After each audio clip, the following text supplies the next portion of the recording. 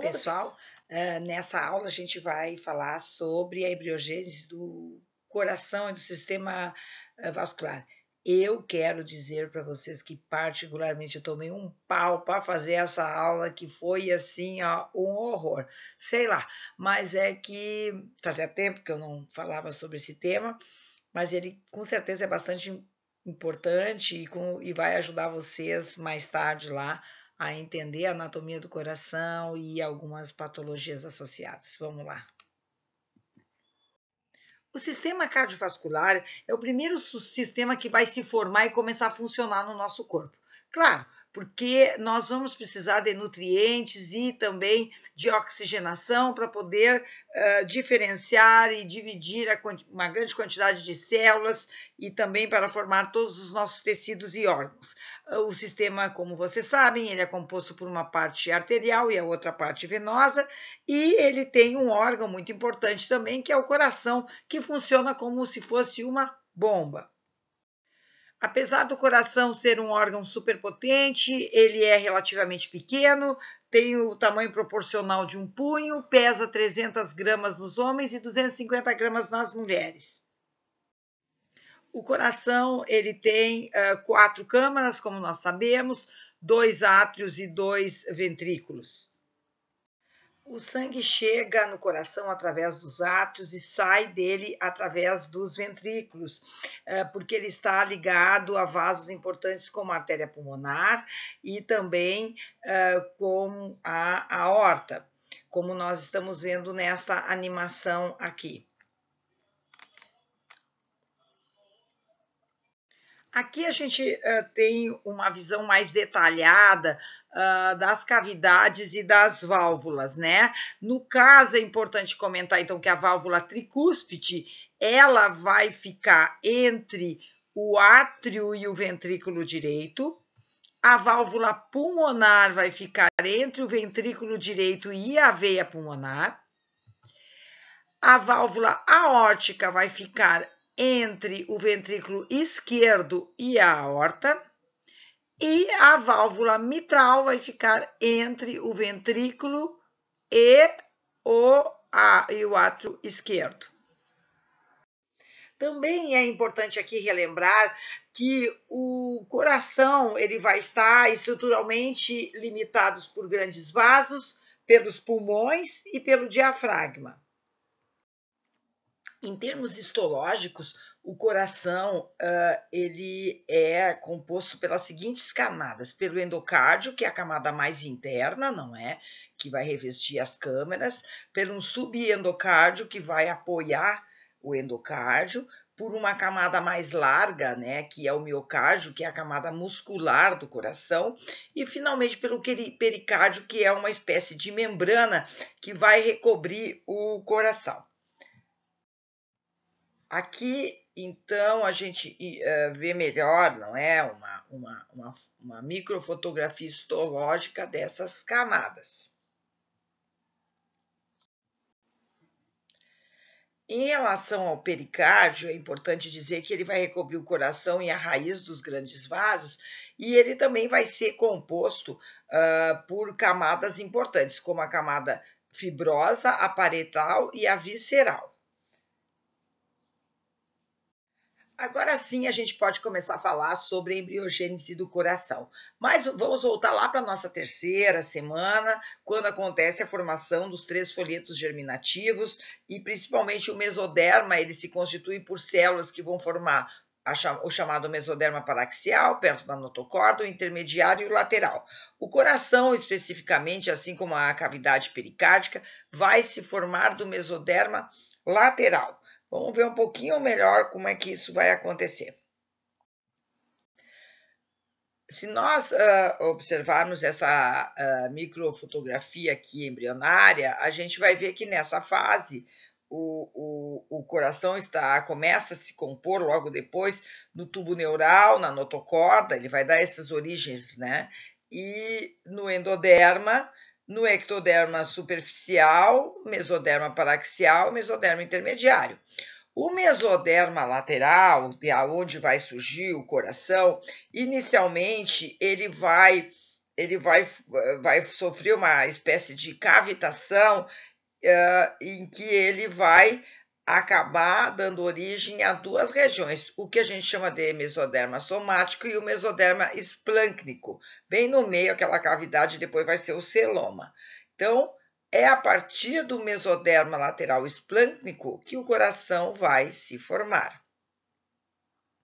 O mesoderma lateral esplâncnico vai originar células do sangue, o próprio sistema cardiovascular e também tecidos conjuntivos e musculares das vísceras, membranas serosas da pleura, pericárdio e peritônio.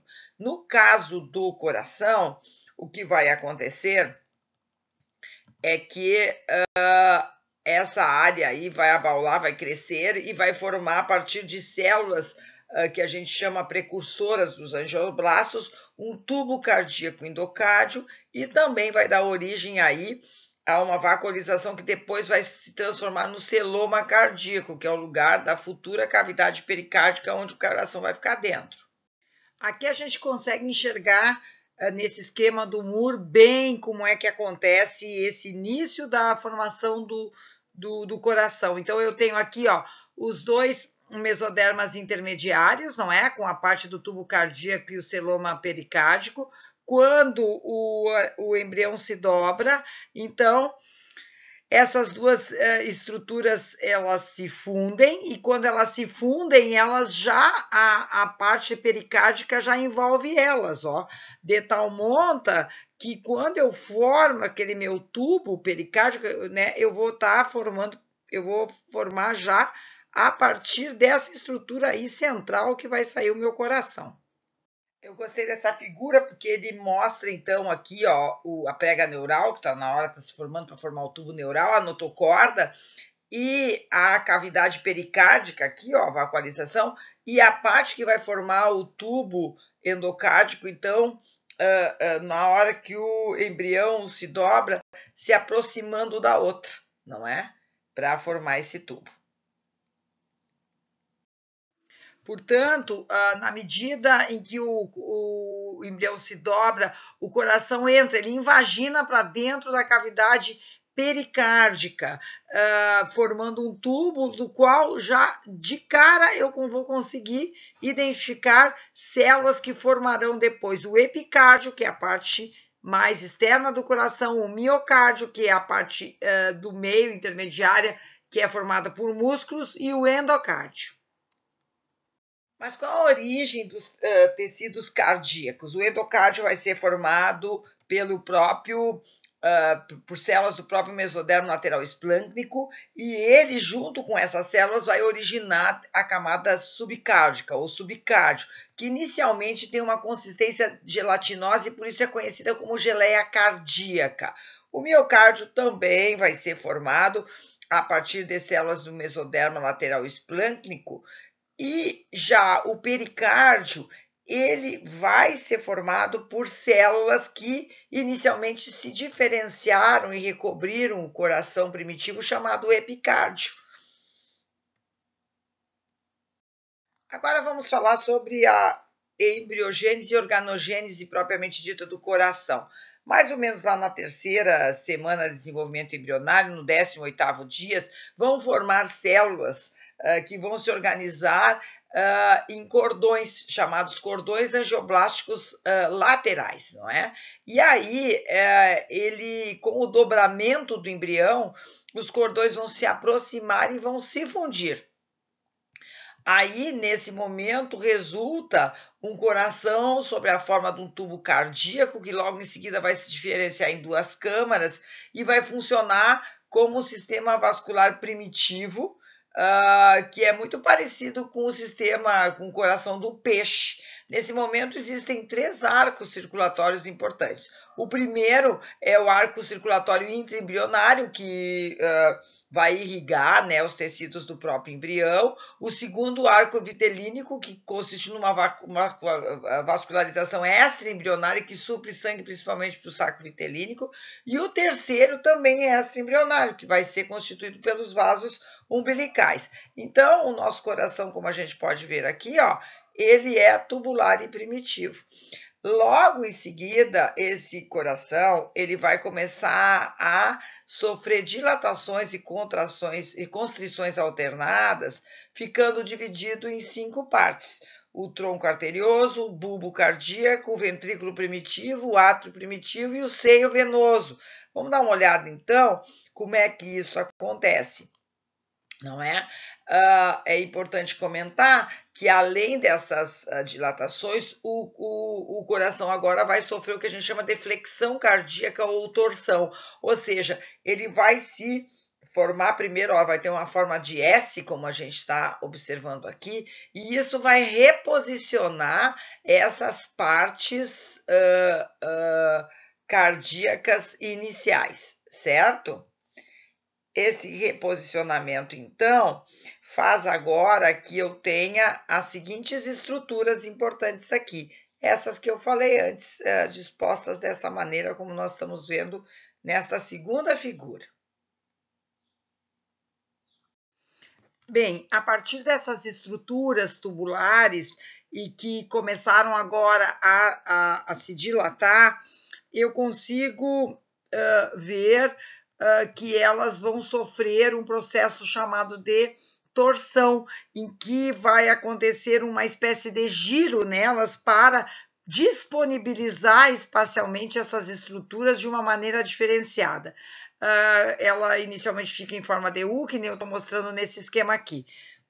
Particularmente, eu gosto muito dessa ilustração, porque mostra como é que está acontecendo, então, a diferenciação do coração dentro da cavidade pericárdica primitiva sob a perspectiva do feto, já que a parte de cima, não é, da figura mostra que ainda o tubo nervoso está lá, a prega neural cranial recém está se fechando, né, o neuróspero anterior está começando a formar lá o sistema nervoso central, e embaixo também está começando a se formar as estruturas do intestino anterior. Finalmente, então, aquela estrutura tubular ela só se reorganizou em termos espaciais. Mas o que cada uma dessas estruturas agora vai originar no nosso coração, né? Quais são os destinos desse coração primitivo? O bulbo cardíaco ele vai originar o ventrículo direito, o ventrículo primitivo vai originar o ventrículo esquerdo, o átrio primitivo vai acabar derivando os dois átrios, ou seja, originando tanto o átrio direito quanto o esquerdo, e o seio venoso vai se deslocar para a direita e sofrer uma atrofia do seu lado esquerdo. Mas como é que vai acontecer, então, a circulação do coração primitivo? Até mais ou menos a 4ª semana, o coração ele tem uma circulação do tipo fluxo e refluxo, ou seja, o sangue pode ir e voltar. A partir daí, a circulação vai se tornar unidirecional, já que o coração vai começar a bater de modo rítmico e coordenado. E aí, então, como é que vai acontecer essa circulação? O sangue ele vai chegar aqui, pelo seio venoso, vai passar pelo átrio primitivo, vai atravessar o canal átrio-ventricular, vai chegar no ventrículo primitivo, vai ser direcionado para o bulbo cardíaco, vai atravessar o tronco arterioso e vai se abrir finalmente para sair fora pelo saco aórtico, pela aorta. Além disso, aqui é importante comentar que vão surgir estruturas espessadas bem aqui no canal átrio-ventricular, que a gente chama de coxins endocárdicos dorsal e ventral. Essas estruturas vão ser super importantes, porque inicialmente elas vão servir como válvulas primitivas que vão auxiliar na propulsão do sangue, ou seja, vão auxiliar o sangue não voltar lá para o átrio, né, quando ele for transportado para o ventrículo. E posteriormente, na 5ª semana de desenvolvimento embrionário, elas vão se fundir para formar então o septo intermediário, como a gente vai ver. Antes de nós seguirmos na diferenciação do coração, vamos dar uma olhadinha aqui, como é que aconteceu esse processo até agora. Então, o coração aqui já dilatou, já está em forma de S e já formou o seu ventrículo primitivo e assim como o seu átrio primitivo, ele continua a crescer, não é? Indicando já uma conformação que já vai começar a lembrar a forma final dele. E logo em seguida, o ventrículo e o átrio vão se dividir. Nós chamamos de septação o fenômeno da divisão, da formação dos dois átrios e também dos dois ventrículos. Vamos começar falando então sobre a formação do átrio, não é? Como nós tínhamos visto antes, foi formado tecidos conhecidos como coxins endocárdicos atrioventriculares. Inicialmente, esse tecido ele cresce e se fusiona. Então, é como se ele fechasse totalmente as duas câmaras. Entretanto, logo a seguir, por apoptose, vai acontecer a morte de algumas células laterais, novamente recanalizando, agora com dois canais, não é? O átrio e o ventrículo. Vamos inicialmente ver como é que acontece a septação do átrio, formando o átrio direito e esquerdo, a partir desse pequeno vídeo. Então, os coxins endodérmicos, endocárdicos, já formaram os canais atrioventriculares, ok?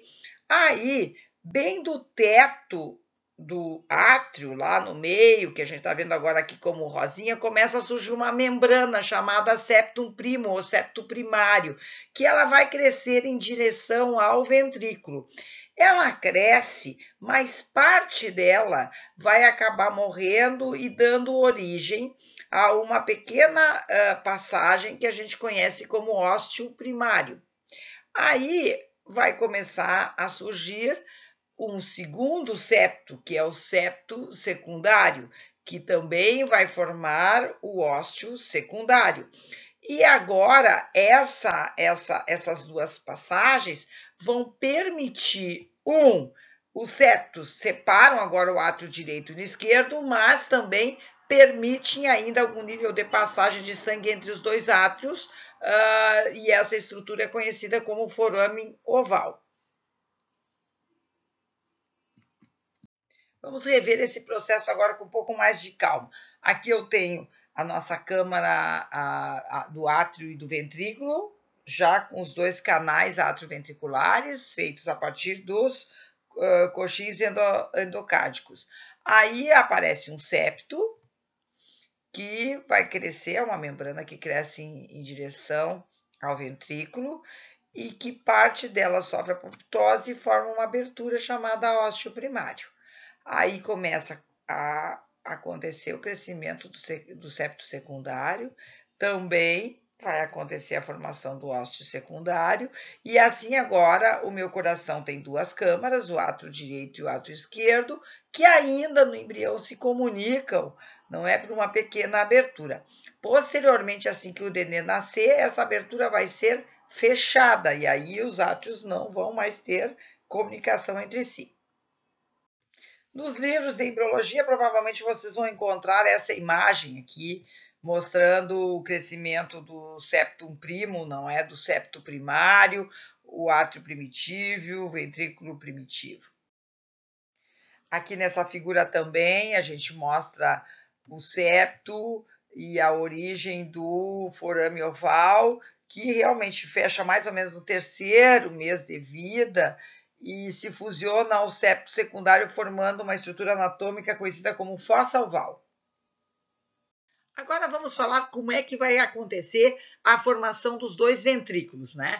O septo interventricular, ele vai separar o bulbo cardíaco, que vai dar origem ao ventrículo direito, do ventrículo primitivo, que dá origem ao próprio ventrículo esquerdo, como nós estamos vendo aqui nesta figura, né? Isso vai acontecer porque a septação do ventrículo também vai acontecer do assoalho agora do ventrículo, lá do final, em direção ao conchinho endocárdico, a partir de uma massa muscular denominada, então, septo ventricular, que a gente mostrou aqui nessa linha preta.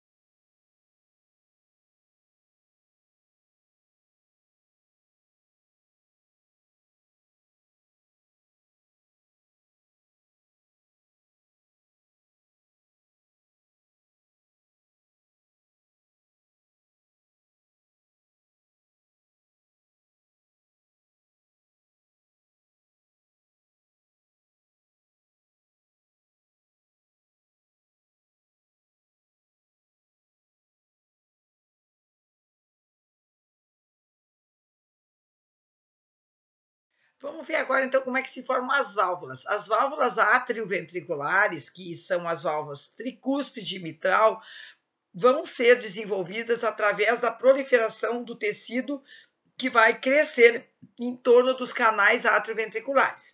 Já as válvulas semilunares se desenvolvem a partir de 3 proliferações do tecido subendocárdico em torno dos orifícios da aorta e do tronco pulmonar. Depois elas são remodeladas e cavitadas para formar 3 cúspides, né?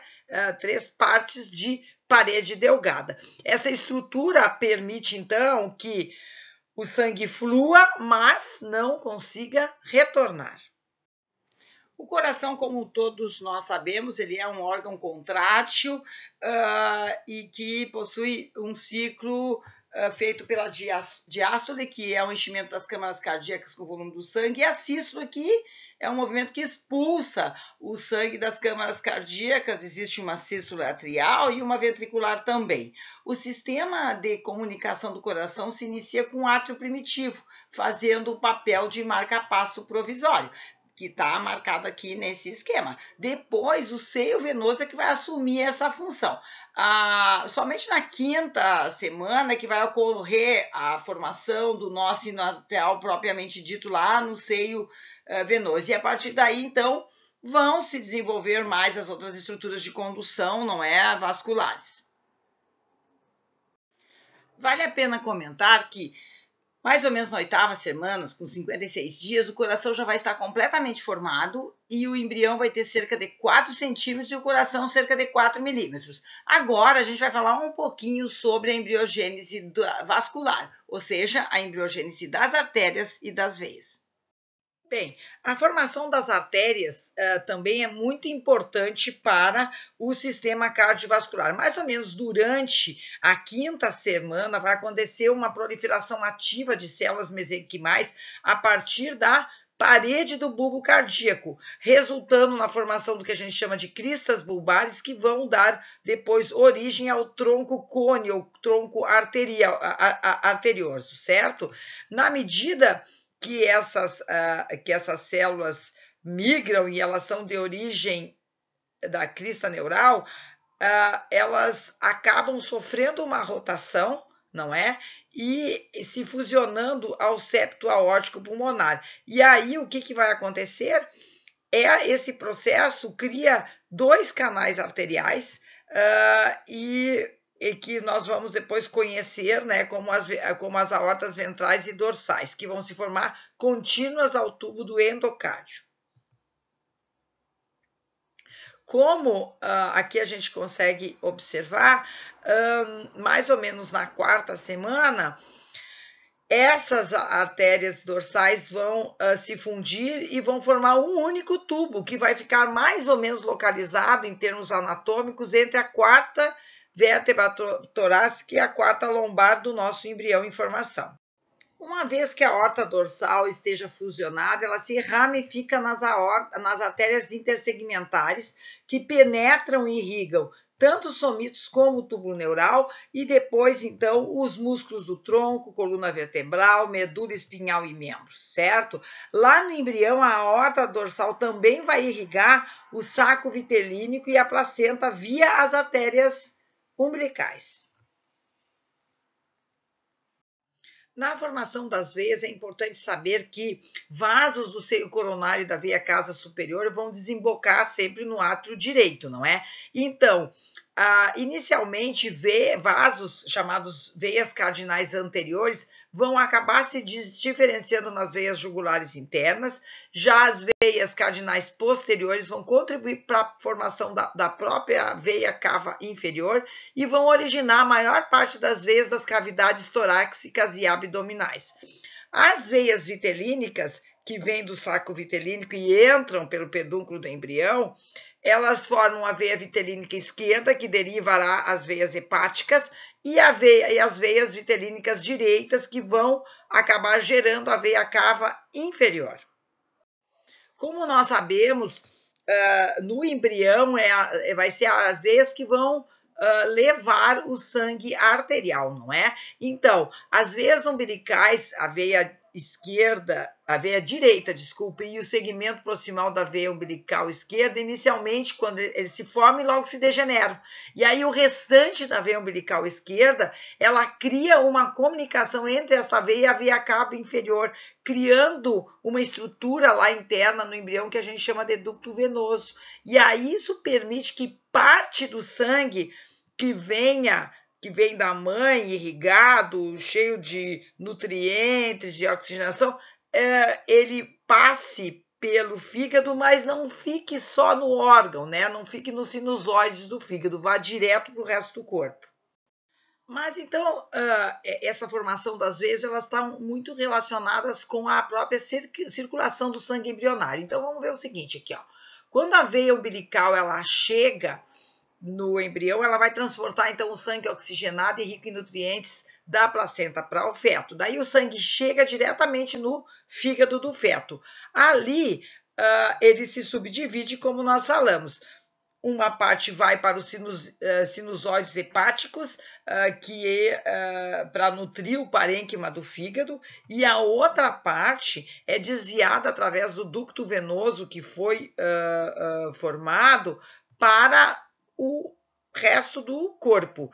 O que vai acontecer então? Então, na medida que esse sangue vai passando, tanto pelo fígado como pelo corpo do embrião, ele vai se tornando venoso e ele acaba, de ambos os lados, eles acabam desembocando já na veia cava inferior. Aí, na veia cava inferior, já o sangue vai ser venoso, que, por sua vez, vai desaguar lá no átrio direito.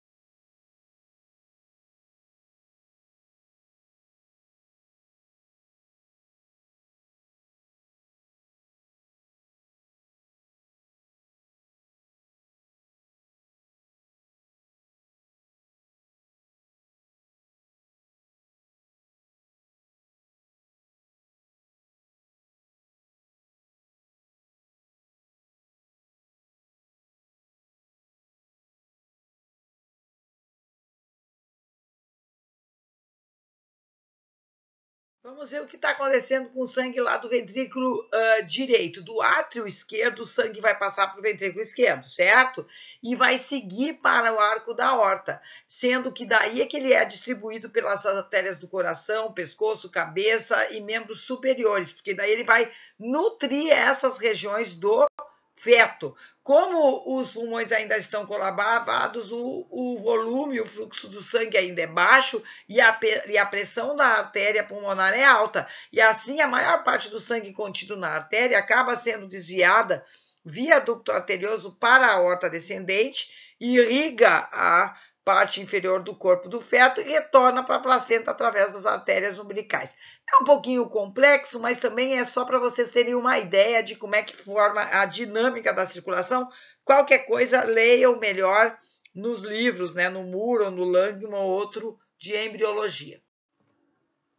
Como o feto tem uma circulação um pouco diferenciada do recém-nascido e das pessoas adultas, modificações pós-nascimento são muito importantes no sistema circulatório. 5 delas se destacam. A primeira é o fechamento do forame oval, impedindo então que o sangue do átrio direito e do esquerdo continuem se misturando. A segunda delas é o fechamento do ducto arterioso, que vai dar origem a uma estrutura local que a gente conhece como ligamento arterioso. A terceira dela é o fechamento da comunicação entre os vasos das artérias umbilicais e da artéria vesical superior com a placenta.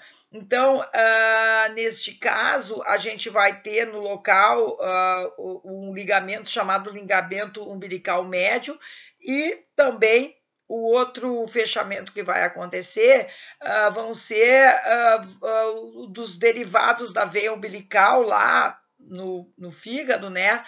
Formando então o que a gente chama de ligamento redondo do fígado. E por fim, os vasos derivados do ducto venoso, que estavam ativos também no nosso embrião, vão fechar, dando origem ao ligamento venoso. A moral da história é: essas estruturas que eram ativas para garantir a circulação do sangue no feto rapidamente se modificam após o nascimento para tornar o sistema circulatório pós-nascimento eficiente. Como eu fiz com outros sistemas que a gente estudou em embriogênese, vamos comentar alguma coisa sobre o controle genético do desenvolvimento cardiovascular, mais especificamente do coração, do qual eu me baseei para comentar esse capítulo aqui que está excelente, feito pelo Dr. Chowdhury da Newcastle University do Reino Unido. Depois, se alguém quiser, eu posso mandar o PDF. Apesar de ser bastante complexa e cheia de genes, eu queria chamar a atenção aqui de alguns deles no controle genético da cardiogênese, basicamente do coração. O fator de transcrição chamado eosodermina, ou gene EOMS, ele é super importante para a formação do coração.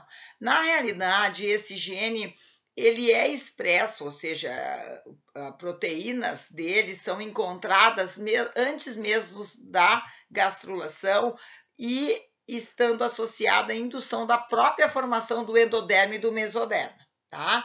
Via a indução da expressão de outros genes, como a gente vê aí o VNTS e o TGF-beta.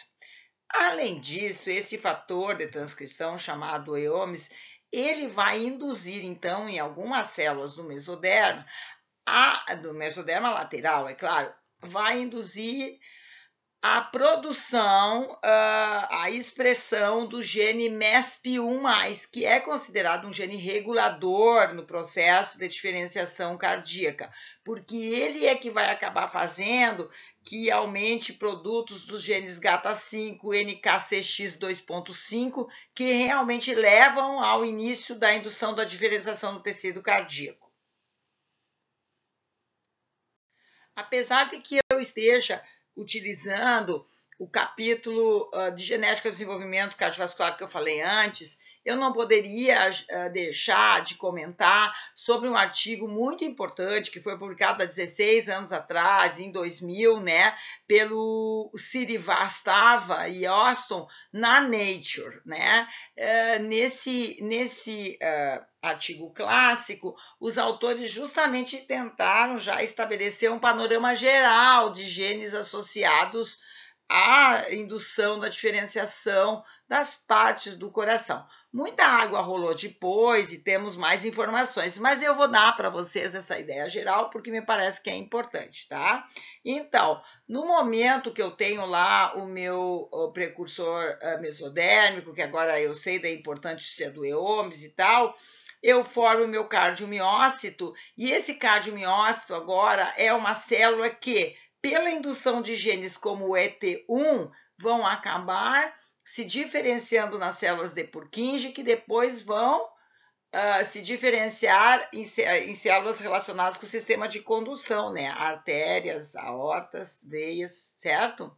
Bem, já fatores GATA, ou seja, produtos dos genes GATA, eles vão estar diretamente relacionados com a formação daquele nosso tubo nervoso primitivo. A partir desse tubo, eu vou ter genes, por exemplo, como o COPTF2, que vai acabar induzindo a formação do átrio, e depois, posteriormente, nós temos genes que nem o TBX5 ou até mesmo o NKX25, que vão induzir, então, a separação, né, a septação dos dois átrios.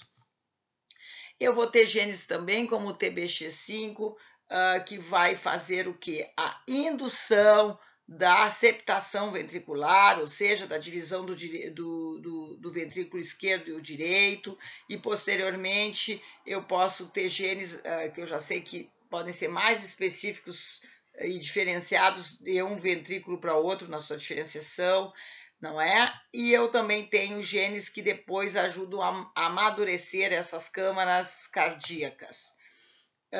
Além disso, a partir do próprio tubo cardíaco, eu posso ter genes, como é o caso do TFG-beta, que vão induzir a diferenciação das válvulas cardíacas, tá? Hoje a gente sabe, depois desse trabalho aí, que a expressão do gene TBX5 vai ser super importante nesse momento, porque é ela que vai induzir os batimentos cardíacos iniciais e que depois, então, vai ajudar na diferenciação do nó do sino arterial.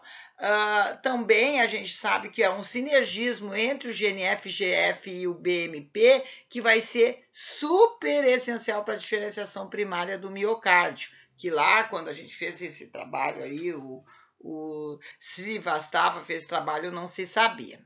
Uma questão importante também de comentar é que a regulação gênica para desenvolvimento do cardíaco é espacialmente diferenciada. Então, por exemplo, aqui eu tenho o meu mesoderma, em azul o meu mesoderma, e aí ele se diferenciou então no meu tubo. Esse meu tubo, ele, se algum gene em alguma região não funcionar direito, eu posso simplesmente parar de ter o desenvolvimento cardíaco.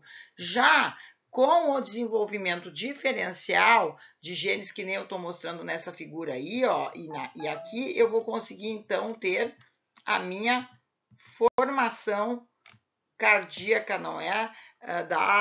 Das estruturas que a gente conhece do coração. Na medida que a gente foi conhecendo cada vez mais sobre o controle genético da diferenciação cardiovascular e também nos apropriando de técnicas de uso de células-tronco para a regeneração tecidual, técnicas de regeneração cardíaca começaram a ser investigadas. Esse artigo aqui da Helena Coimbra, mas que foi coordenado pelo pesquisador Emmert, não é? Lá da Suíça, ele é super legal e eu me baseei nele para tirar algumas informações, tá? Na realidade, essa figura é dele. O que a gente sabe é que, assim, quando a gente começou a pegar células-tronco, tipo células-tronco da medula óssea vermelha, que faz sangue, para induzir ela a formar tecidos cardíacos, inicialmente, então, em cima do que a gente conhecia do controle da expressão genética, a gente, junto com essas células, a gente colocava também o que a gente chama de fatores de crescimento, ou seja, produtos de genes que poderiam, então, fazer o quê? A indução dessas células a se diferenciarem. Aí nós tivemos uma primeira geração com células variadas, não é? E combinadas, e depois nós já tivemos uma outra geração que não misturava só esses fatores de crescimento, mas também pegavam células do próprio coração e desdiferenciavam elas, né, as IPS, para depois poder rediferenciar em músculo e miocárdio. E hoje em dia a gente já tem terapias celulares combinadas, não é? Que usam esse tipo de células e também usam fatores de transcrição, que são alguns tipos de genes que nem a gente ouviu falar. Apesar de estar sendo super estudado, ainda a gente não tem assim, uma real eficácia no uso de células-tronco para regeneração cardíaca. Essa revisão feita pelo Dr. Pasternak aqui do Instituto Einstein, aqui do Brasil, eu tirei essa frase porque eu gostei muito, né? Ele diz o seguinte, assim, uma revisão dos estudos clínicos de 2010 mostrou alguns problemas, particularmente relacionados com resultados clínicos, né? Em geral, quase todos esses estudos incluíram poucos pacientes e usaram vários e diferentes métodos. Então, a maior parte deles usava como medida também a fração de ejeção ventricular com variações temporais e também variações temporais pós-infarto, de quando é que tu tem que colocar essas células no indivíduo. O mais importante aqui que ele fala é que as impressões clínicas, segundo o que ele acha, elas estão sujeitas a um famoso efeito, o efeito de Hawthorne, que é bom vocês já conhecerem. Esse efeito diz o seguinte: se a equipe médica e o paciente esperam que um determinado tratamento vai melhorar, eles vão encontrar algum resultado de melhora. E é por isso que, geralmente, depois vocês vão aprender lá na epidemiologia, que os ensaios clínicos deles devem ser duplos cegos, randomizados, às vezes controlado por placebo quando dá. O mais importante é vocês entenderem que ainda nós estamos em fase de pesquisas até podermos realmente definir técnicas eficazes e seguras para o uso de células-tronco na regeneração cardíaca. É claro que, como outros órgãos corporais, podem acontecer malformações congênitas do coração e elas representam uma importante parte das cardiopatias, não é? Que tem outras origens. Nesse estudo, feito ainda em 2003, mas que é um clássico, a Miyagi e colaboradores apresentaram a análise de 4.538 casos de cardiopatias congênitas na infância e na adolescência, estudo bem epidemiológico, e eles mostraram que as alterações congênitas do coração e grandes vasos são as mais frequentes entre as malformações congênitas graves. Existe uma alta mortalidade no primeiro ano de vida, ela representa cerca de 39,4% das mortes infantis e a incidência dela é de 2 a 10 crianças com alterações a cada 1.000 nascimentos vivos. Existem vários fatores de riscos associados a malformações congênitas do coração, entre eles a gente pode citar pais menores de 18 anos ou maiores de 35 anos, antecedentes familiares, associação a fatores de interação genética ambientais, mães que tenham sido expostas a algumas doenças infecciosas como a rubéola ou tenham diabetes mellitus, a rubéola na gravidez, é claro, e também fatores associados ao estilo de vida ou a problemas clínicos anteriores, como é o caso do etilismo, no caso pessoas que são dependentes do álcool ou que usam medicações como o lítio e a trimetadiona. A literatura apresenta uma quantidade relativamente grande de cardiopatias congênitas, sendo que as principais são a tetralogia de Fallot, a transposição de grandes artérias, a atresia pulmonar, síndrome de Sjögren, anomalia de Ebstein e truncos arteriosos. A malformação congênita que eu escolhi para falar para vocês é chamada anomalia de Ebstein e ela é bem rara, ela corresponde a 0,5 a 1% das cardiopatias congênitas, ou seja, ela afeta de 1 a cada 210 mil nascidos vivos. Ela vai ter uma mesma proporção entre os sexos quando aparece e geralmente quando o neném nasce ele não apresenta nenhum tipo de alteração, tipo peso, idade, está tudo normal, né? Comprimento, está tudo dentro do esperado. Agora, já a sobrevida para os nascidos vivos é de 67% para menores de 1 ano de idade e até 10 anos de idade, 59%. Então, ela mata mesmo. O que ela ocasiona? Ela ocasiona justamente a persistência do forame oval, né, ou apresenta um defeito nesse septo, nesse septo atrial até 90%. Ou seja, como o forame não fechou, o sangue vai acabar se misturando um pouco entre o átrio direito e esquerdo. Em termos clínicos, a gente pode ter casos leves em que ela é assintomática ou apresentar uma cianose mínima, né, que é as extremidades ficam meio azuladas por falta de circulação sanguínea eficaz. Nos casos mais graves, ela pode causar insuficiência cardíaca, cianose intensa e até cardiomegalia acentuada, ou seja, o coração aumenta muito de tamanho. É passível de ser tratada e acompanhada com medicações, né, farmacologia e também com intervenções cirúrgicas. Além dessa anomalia, eu gostaria também de falar sobre uma malformação extremamente rara chamada ectopia cordis, em que o coração vai ter uma localização anormal e ele fica parcial ou completamente exposto na superfície do tórax. Isso está associado a um desenvolvimento defeituoso do externo e do pericárdio por falta, né, de uma fusão completa da parede pericárdica. Daí então o coração se emerge do corpo. Essa condição leva geralmente a procedimentos de cirurgias de emergência. Ela, apesar de ter altíssima mortalidade, às vezes não é. A cirurgia e a intervenção, ela é efetiva, que nem a gente está mostrando aqui essa bebezinha aqui que foi operada no ectopia cordis e sobreviveu. Ainda que raríssimos, às vezes acontece que o coração ele tá ectópico, mas a pele não é, ela foi formada, então as pessoas acabam podendo sobreviver. Esse é o caso desse menino, desse chinês com 24 anos de idade, o Huang, que só nessa idade ele conseguiu se operar, não é? E ele apresentava o coração localizado no abdômen.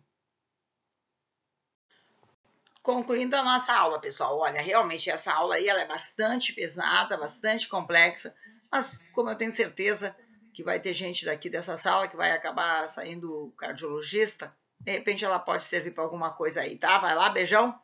É o meu domingo, eu voltei para revisar algumas coisas e eu quero dar o ponto final no coração aqui.